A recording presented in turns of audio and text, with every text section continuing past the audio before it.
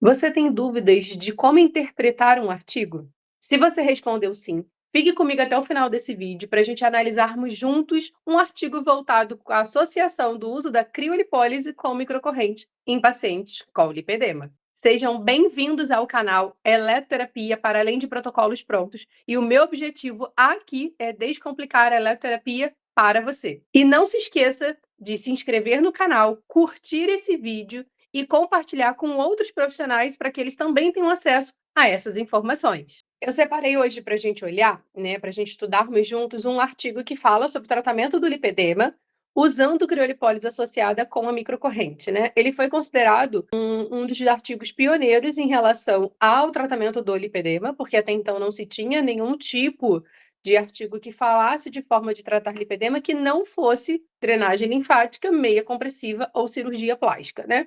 Então, esse foi o primeiro artigo. Esse artigo é do Dr. Carlos Ruiz. Ele é até famoso, acredito que muita gente conheça, e ele é recente. Ele foi publicado em outubro deste ano, ou seja, outubro de 2024. E ele introduz o artigo falando sobre a doença em si, né? Como ele fala que a porcentagem da quantidade de mulheres brasileiras que são diagnosticadas com lipedema são 12,3%, né? Ano passado a gente tinha uma faixa de 11%, hoje a gente já está chegando já a quase 13%, mas a gente sabe que ainda é uma porcentagem muito baixa para a realidade que a gente tem aqui no Brasil, tá?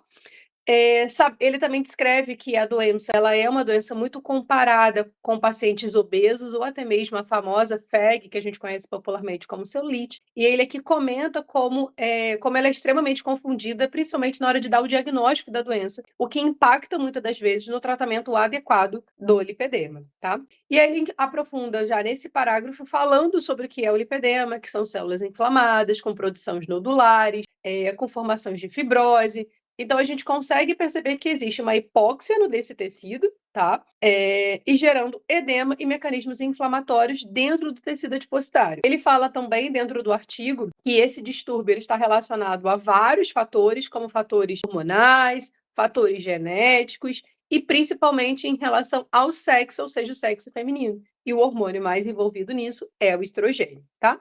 E aí, o que acontece com a doença? Existe uma hipertrofia e uma hiperplasia adipositária, ou seja, um aumento do tamanho e do número de células, que consequentemente gera essa congestão do tecido, tá? Ele também fala dos mecanismos moleculares, né, que foram identificados, né? O principal são o fato de ter essa hiperplasia, que são de células derivadas de células troncos, né, células mesenquimais, que é diferente de uma multiplicação celular por uma mitose. Então, a gente tem uma célula novinha em folha sendo produzida, ou seja, com total capacidade de multiplicação novamente, podendo aumentar mais ainda o número de células dentro daquele tecido.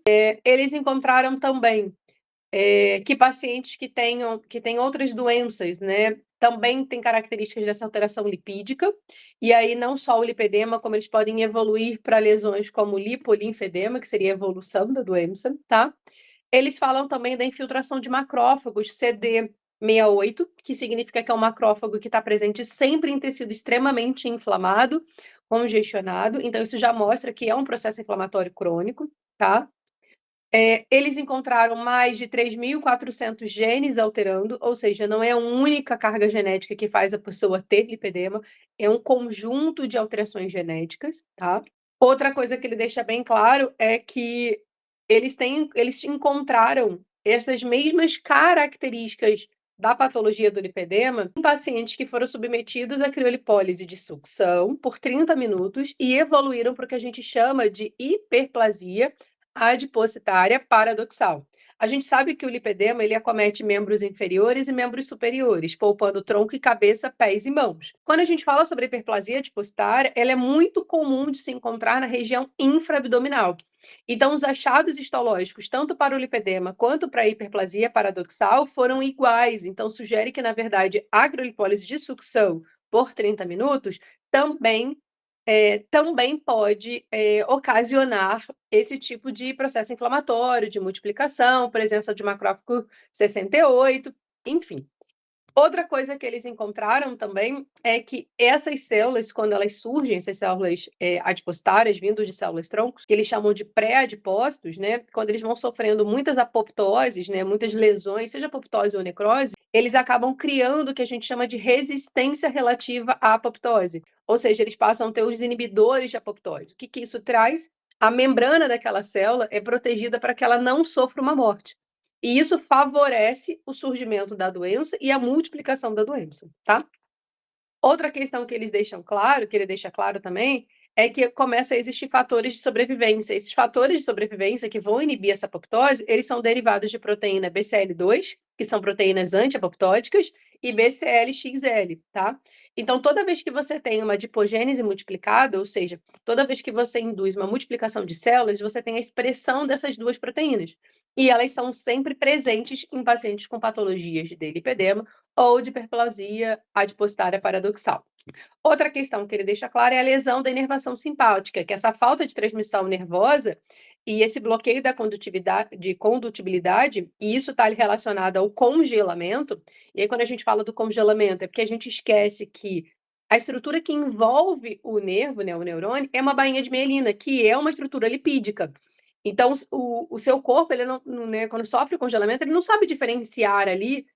Ah, não, eu só quero congelar o lipídio ou adipócito. Não, ele congela os lipídios, independente de onde esteja. Por isso nós utilizamos a manta de proteção, né? A manta anticongelante, porque a sua epiderme tem lipídios também. Ou a sua glândula sebácea não produz sebo, ou sua membrana celular do queratinócito não tem gordura. Então a gente tem gordura na epiderme, por isso a gente utiliza uma manta anticongelante. Só que quando a gente olha para o sistema neural, que está ali inserido, né, desde a epiderme até o tecido adipositário, ele também corre esse risco de ser congelado. E toda vez que você congela o sistema nervoso simpático, né, você acaba estimulando fatores de transcrição chamado PPAR-gama, né, que vão induzir a hiperplasia.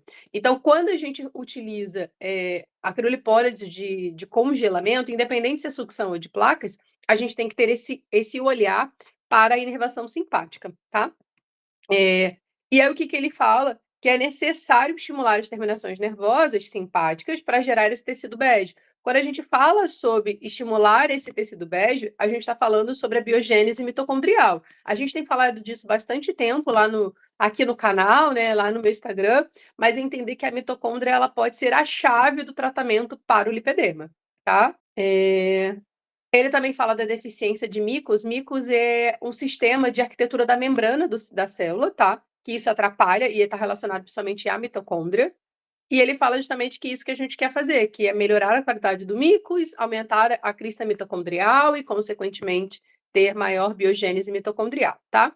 Aí ele começa a falar sobre a técnica da manopla móvel associado a outras terapias. E aí a terapia que ele vai entrar é a microcorrente.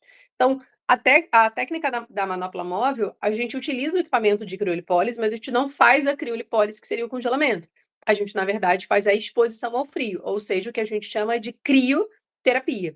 Quando a gente expõe aquele tecido ao frio, a gente faz algumas mudanças conformacionais, principalmente morfológicas daquela célula. Então, a gente fala que a gente promove a biogênese das cristas mitocondriais, ou seja, esse tecido bege, que é o que a gente está falando da biogênese, ele é um divisor de águas no tratamento de lipedema, porque é o que a gente entende de mudar a morfologia da célula e, consequentemente, mudar a característica daquele tecido. E esse estresse pelo frio ou a estimulação beta-adrenérgica ativam as PERCs. A PERC vai fosforilar a N-acetilglucosamina transferase, que é chamada de OGT, que ela vai transferar o tom 70 em SER94. O que isso me traz? Eu aumento o tamanho da crista mitocondrial da mitocôndria. Toda essa cascata de nomes difíceis que eu disse está relacionado à biogênese mitocondrial. Então, você aumenta a crista mitocondrial e aumenta a respiração celular. Logo, quando a mitocôndria fica muito, muito grande, ela sofre a lise, a quebra, e se divide em duas mitocôndrias, tá? Seguindo aqui, logo você vai mudando a morfologia daquele tecido, que deixa de ter uma característica de adipócito branco e passa a ter uma característica de adipócito bege. Tá? A quinase PERC, que é o do retículo endoplasmático rugoso, é extremamente sensível ao frio. Então, quando a gente fala das PERCs, aumentar as PERCs, é porque ela ajuda no aumento da importação da mitocôndria, ou seja, eu aumento nessa formação.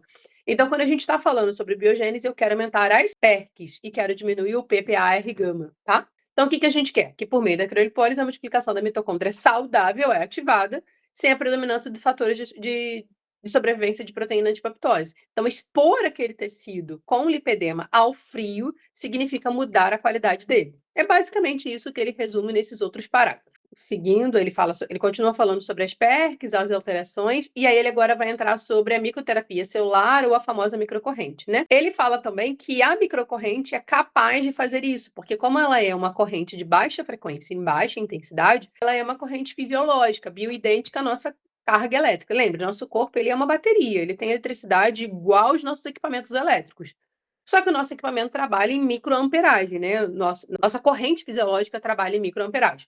Então, quando eu utilizo campos elétricos com esta mesma frequência, com essa mesma intensidade, eu aumento o sistema de reparação tecidual, que alguns autores chamam de frequência de lesão, que é a frequência de tratamento, outros chamam de frequência de cura, que é a frequência de tratar do mesmo jeito, tá? Então, quando você tem um tecido adiposo inflamado, né? Ele tem baixa concentração elétrica, é o que a gente chama de uma bioeletricidade alterada ou danificada. Quando eu utilizo a microcorrente, ela compensa essa bioeletricidade. Logo, ela melhora a condução elétrica, melhora a vascularização, fazendo com que você melhore aquela hipóxia do tecido e, consequentemente, mude a conformação do macrófago do tipo 2 para o macrófago do tipo 1, tornando aquele tecido um tecido saudável e sem inflamação, tá? Outra questão é que a microcorrente gera uma corrente de intensidade, né, aumenta esse fluxo elétrico desassociando a molécula de água. Logo, quando você quebra a molécula de água, você aumenta a concentração de hidrogênio celular. Quando você aumenta a concentração de hidrogênio celular, você joga o hidrogênio para dentro da mitocôndria, induzindo a formação da crista mitocondrial, tá? Então, basicamente, a microcorrente ela vai fazer reajuste de potencial elétrico, vai fazer a entrada do hidrogênio para dentro da mitocôndria, vai fazer aumento das cristas mitocondriais e aumentar a respiração celular. Ou seja, tudo para que mude a morfologia do tecido. E a vantagem é que para isso tudo acontecer, a gente sabe, né, que eu estou poupando o sistema nervoso simpático ao utilizar a microcorrente. Então, mesmo que eu esteja utilizando uma manopla móvel que não gera um congelamento, eu garanto o não resfriamento do sistema nervoso simpático, tá? E aí ele faz duas hipóteses, né, dois testes, que é com a frequência de 0,1 a 0,5, com intensidade de 150 microampere, de 40 a 1 hora de aplicação. Ele basicamente utiliza uma corrente quadrada bifásica, simétrica e balanceada. Então, ele utiliza uma corrente de microcorrente bifásica. Na literatura, a gente encontra equipamentos que sejam galvânicos ou bifásicos, mas no trabalho dele, ele utiliza a corrente bifásica, tá? E aí ele mostra nesse gráfico como o aumento, né, a diminuição das células inflamatórias superficiais acontece. Então aqui, ó, o grupo controle, basicamente o grupo placebo, ou seja, não recebeu efeito nenhum. O grupo que utilizou uma intensidade de 30 microampere e o grupo que utilizou uma intensidade de 160 microampere. Olha a quantidade de células inflamatórias na superfície que existiu no grupo controle. Do que tiver exposição em 30, reduziu bastante, mas ainda possuía. Com 160, a gente conseguia eliminar quase todas as células inflamatórias, tá?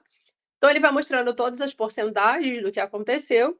O trabalho foi feito em animais, não foi feito em humanos. E aqui embaixo ele também mostra a presença de edema versus o tempo de pós-cirurgia, utilizando também esses dois parâmetros de 30 microampere e 160, o quanto a gente teve diminuição de edema, conforme a gente ia aumentando a quantidade de horário e a carga da energia que você deu, né?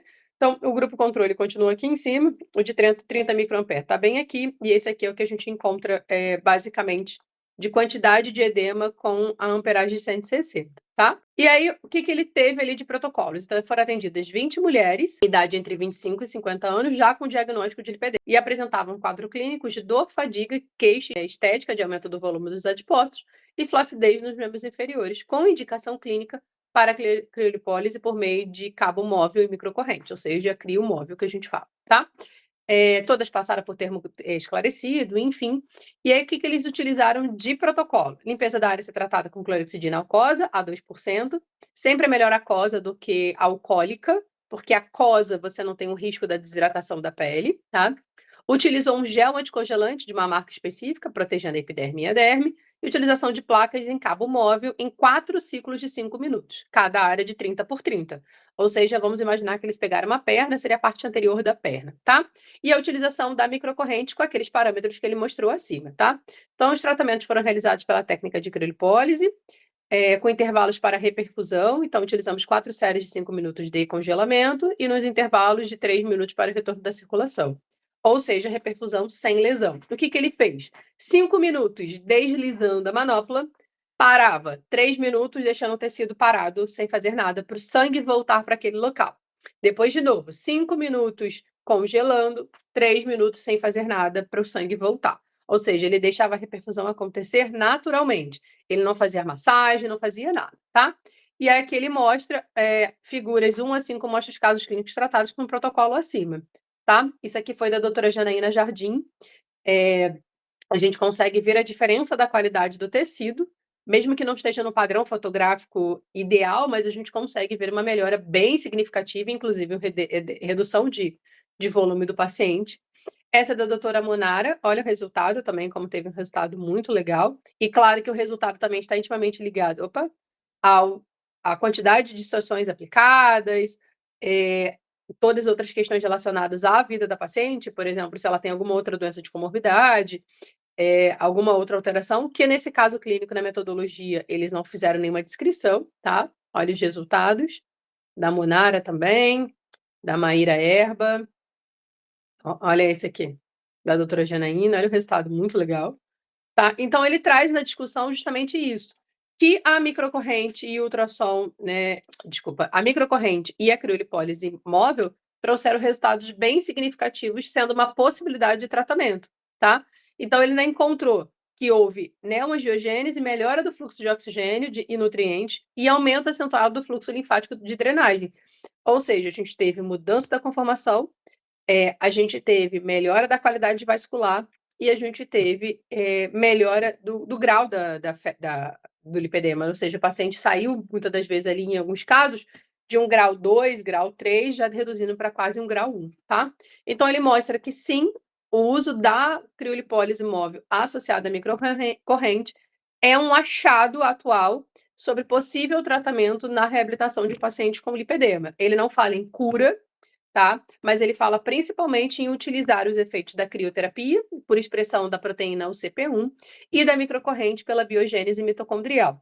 Ambos vão mudar essa conformação da morfologia da célula, mas a vantagem é que elas atuam em formas diferentes, poupando o sistema nervoso simpático e sem ativar sistema de defesa antiapoptótico que o congelamento geraria, tá?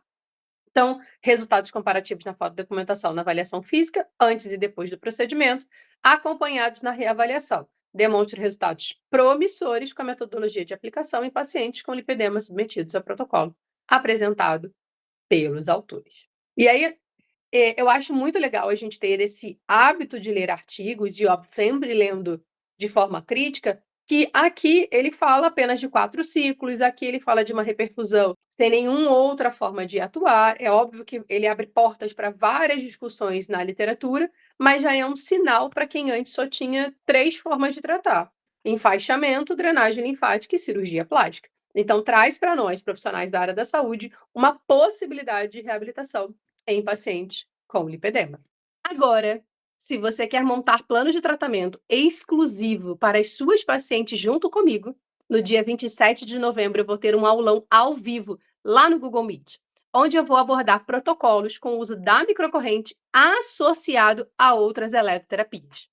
O link de inscrição do aulão está na descrição deste vídeo. E não se esqueça de curtir esse vídeo, de se inscrever no canal e de compartilhá-lo com outros profissionais da área da saúde estética para que eles também tenham acesso como você.